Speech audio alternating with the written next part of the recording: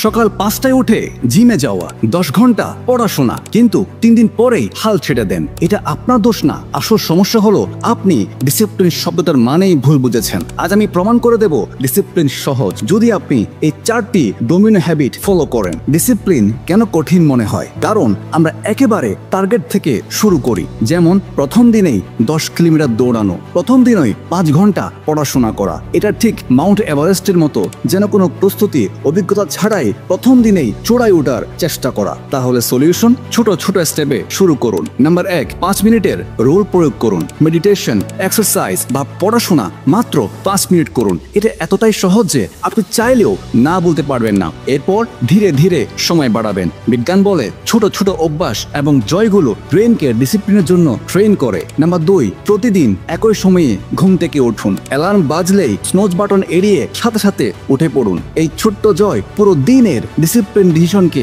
সহজ করে দেবে। নাম্বার 3, সুগার কমিয়ে ফেলুন। অতিরিক্ত মিষ্টি খেলে এনার্জি ক্রাশ হয়, মোটিভেশন লেভেল কমে যায়। সুগারের বদলে ফল বা ডার্ক চকলেট দিয়ে শুরু করুন। নাম্বার 4, ডিসিপ্লিন ডোমিনো ইফেক্ট তৈরি করুন। একটি ছোট্ট অভ্যাস, যেমন সকালে ধর্মীয় প্রার্থনা দিয়ে শুরু করুন, ফজরের নামাজ জামাতে পড়া, সকালে 10টা পুশ আপ দিয়ে শুরু করুন। যে কাজটিতে আপনি সফল হতে চান সেই কাজটি শুরুর দিকে বেশি বেশি না করে 5% রুল ফলো করুন, অর্থাৎ 100 ভাগের 5% করুন। অটোমেটিক্যালি বাকি কাজগুলোতেও ডিসিপ্লিন করে তুলবে। মনে রাখবেন, ডেভিড গগিন্সও প্রথম দিনে 20 মাইল দৌড়াননি, ইলন মাস্কও প্রথম দিনে।